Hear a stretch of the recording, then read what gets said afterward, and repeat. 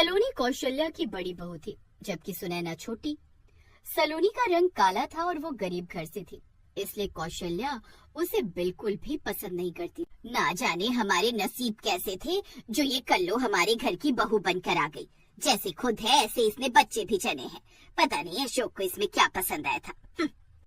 जबकि कौशल्या की छोटी बहू दिखने में सुंदर थी और अमीर परिवार से थी, इसलिए वो उसके ही गुणगान करती। भले सलोनी घर का सारा काम करती, लेकिन फिर भी वो हर वक्त उसे जलील करती रहती।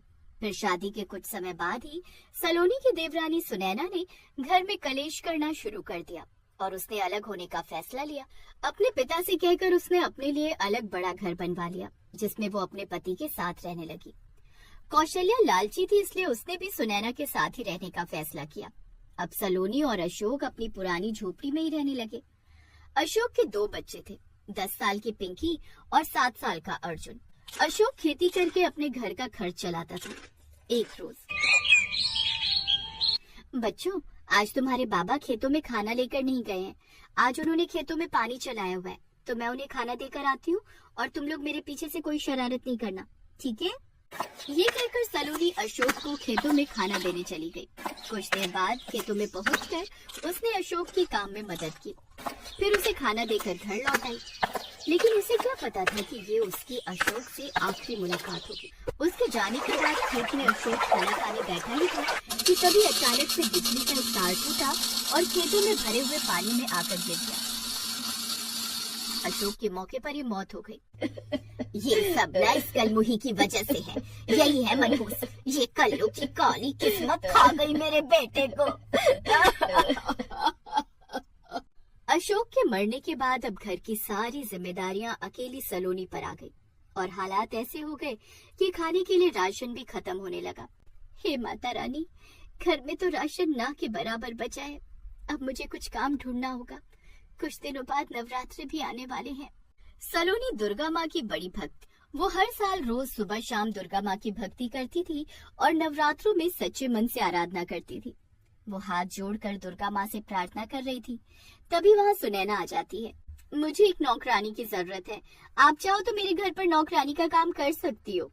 ठीक है देवरानी जी, मैं कल से काम पर आ जाऊंगी। अब सलोनी सुनैना के घर नौकरानी का काम करने लगी, जिसके बदले वो उसे रात का बासी खाना और महीने के 500 रुपए देती। अब वो उन बासी रोटियों को खुश होकर खा लेते। हे दुर्गा माँ, उनके जाने के बाद आज हमें ऐसे दिन देखने पड़ रहे हैं। मेरे बच्चे बासी खाना खाने को मजबूर हैं। मुझ पर ना सही, लेकिन कम से कम मेरे बच्चों पर तो रहम करो माँ। देवलोक में नारद ये सब देख रहे थे।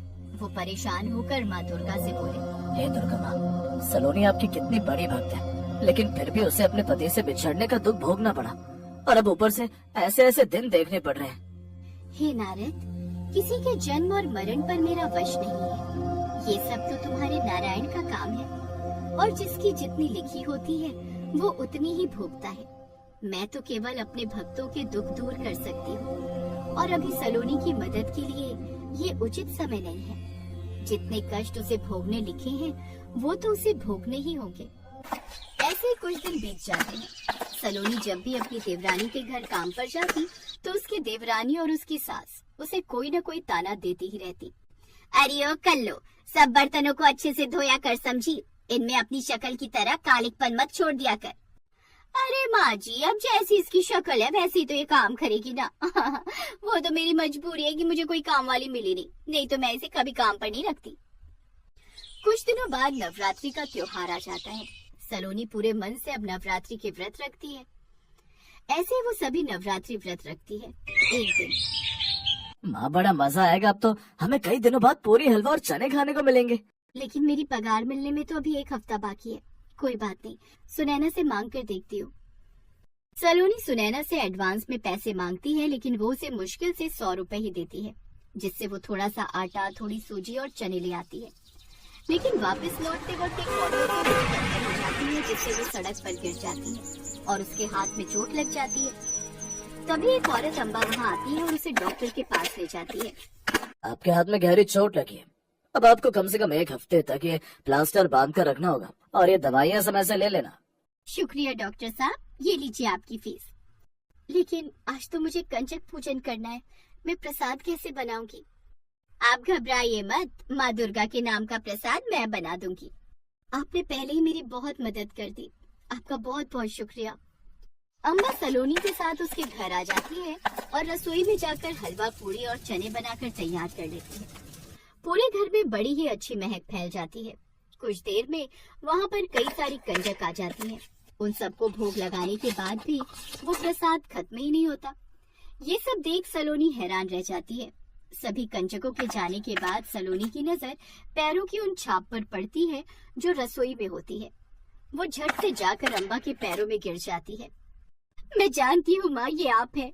मुझे दर्शन दो माँ, मुझे दर्शन दो। फिर दुर्गा माँ अपने असली रूप में आ जाती हैं और सलोनी और उसके दोनों बच्चों को सदा खुश रहने का आशीर्वाद देती है। सलोनी का घर सोने के भंडार से भर जाता है और अब वो काफी ज्यादा अमीर हो जाती है। अब सुनैना और कौशल्या को अपनी गलती का एहसास होता है, लेकिन सिवाय पछतावे के उनके पास कोई चारा नहीं था।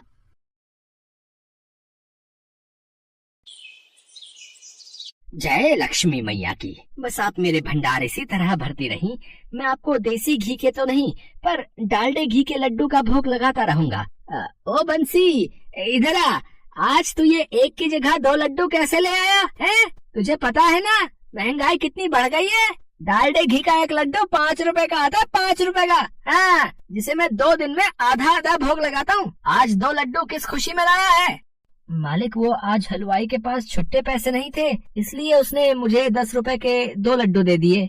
अच्छा तो ये बात है, हैं? अब एक काम कर, तेरी इस महीने की तनख्वाह में से 5 रुपए काट कर दूंगा मैं। हैं? मैंने तो तेरे से ये 2 लड्डू नहीं मंगवाए थे, तू खुद लाया है। अब इसकी सजा भी तू ही भुगत, ठीक है? पर मालिक। भैया जी, मेरी मदद कर दो। मेरा बच्चा बहुत बीमार है, उसकी दवाई के लिए मेरे पास पैसे नहीं हैं। मैं बहुत गरीब हूँ भैया, तुम्हारा बहुत उपकार होगा। चल चल, पता नहीं कहाँ कहाँ से रोजाना सुबह ये भिखारी उठकर आ जाते हैं और अपने बच्चे की बीमारी के बहाने बनाकर पैसे ले जाते हैं। तेरा बच्चा मरे या जिए, मुझे उससे क्या मतलब। चल कहीं और जाकर पैसा मांग। मैंने यहाँ कोई दान पुण्य करने की धर्मशाला नहीं खोल रखी है। हाँ तो मैं कहाँ था? हाँ, लक्ष्मी माँ को लड्डू का भोग लगा रहा था। अरे ये लड्डू तो जमीन पर गिर गया लगता है। आज लक्ष्मी माँ को इस लड्डू का भोग नहीं लगा पाऊंगा। कोई बात नहीं, जमीन पर गिरा लड्डू मैं ही खा लेता हूँ। ये साहूकार बहुत निर्दयी है। मैं इसके यहाँ कदापि नहीं रहूंगी। मैं यहाँ से चली जाऊंगी। हाँ, मुझे यहाँ से जाना ही होगा।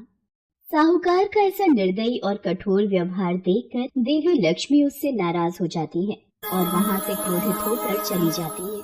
देवी लक्ष्मी एक साधारण बूढ़ी स्त्री के रूप में पैदल मार्ग पर चली जा रही थी। तभी उन्हें वहाँ पर बैठा हुआ एक नाव वाला मिला। सुनो भैया, क्या तुम मुझे नदी पार करवा सकते हो? मुझे अपने स्थान पर शीघ्र वापस लौटना है, पर मेरे पास तुम्हें देने के लिए कोई धनराशि नहीं है। कोई बात नहीं, आप मुझे धनराशि बाद में दे जाना, मैं आपको नदी पार करवा देता हूँ। वैसे आप रहती कहाँ हो? मैं वो नदी पार पहाड़ों पर रहती हूँ। आज सुबह से नाव की एक भी सवारी नहीं मिली। रघु की फीस भरना बहुत मुश्किल है। अरे ये क्या, इनके हाथों के स्पर्श से नदी में कमल खिल उठे हैं। नाव वाला ये देखकर हैरान रह जाता है कि बूढ़ी स्त्री के हाथों के स्पर्श से नदी के जल में कमल खिलाए हैं। देवी लक्ष्मी नाव वाले के मन की व्यथा को सुन लेती है और वो उससे प्रश्न करती है। मुझे इस मनुष्य पर अपनी कृपा बरसानी होती। ये मनुष्य गरीब और दुखी होकर भी दयालु है। बेटा, तुम बहुत उदास दिखाई देते हो। अपने मन की व्यथा मुझसे कहो। मैं बहुत गरीब हूँ, परिवार का गुजारा बहुत मुश्किल से कर पाता हूँ। मेरे परिवार में पत्नी और एक बेटा है। आज सुबह से ही सवारी की तलाश कर रहा था, पर कोई भी सवारी नहीं मिली। मुझे अपने बेटे की स्कूल की फीस जमा करनी है, पर समझ में नहीं आ रहा कि मैं इतने पैसे कहाँ से लाऊं। तुम्हें परेशान होने की कोई आवश्यकता नहीं है। व्यक्ति के अच्छे कर्म ही उसका साथ देते हैं। सदैव अच्छे कर्म करना, जिससे तुम्हारे दुख दूर हो जाएंगे। नदी का किनारा आ गया है, अब आप आराम से उतर जाओ माँ। तुम्हारा बहुत बहुत शुक्रिया बेटा, अब मैं चलती हूँ। ये क्या, नाव के जिस हिस्से पर ये बैठी थी वो तो सोने का हो गया, और नाव में ये जिस जिस जगह पर अपने पाँव धरकर उतरी है वो हिस्सा सोने का बन गया है। ये कोई साधारण स्त्री नहीं, ये तो कोई देवी है। हे देवी मैया, मुझसे भूल हो गई, मैं आपको पहचान नहीं पाया। साक्षात देवी मैया मेरी नाव में बैठी थी।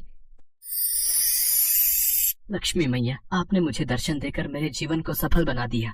पुत्र, तुमने मुझे मनुष्य रूप में निस्वार्थ भावना से नदी पार करवाई। तुम बहुत नेक दिल हो, और जो मनुष्य दूसरों की सहायता के लिए मददगार होते हैं उन पर मेरी कृपा हमेशा बनी रहती है। तुम मेरी परीक्षा में सफल हुए हो पुत्र। दयालु मनुष्य सदैव ईश्वर को प्रिय होते हैं। कपटी और कंजूस मनुष्यों के घर मेरा वास कभी नहीं रहता। मांगो पुत्र, तुम्हारी जो भी इच्छा है मांगो। भैया, मुझे बस इतनी शक्ति देना कि मैं मेहनत करके अपने परिवार का पालन पोषण करता रहूं, और आपका आशीर्वाद सदैव मेरे परिवार पर बना रहे मैया। मैं तुम्हें आशीर्वाद देती हूँ, तुम्हारे घर में सदैव धन धान्य वैभव और शांति का वास रहेगा।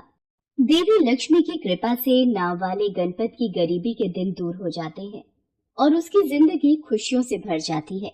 नाव वाले गणपत को उसकी नेकी का फल देकर देवी लक्ष्मी अपने धाम लौट जाती है।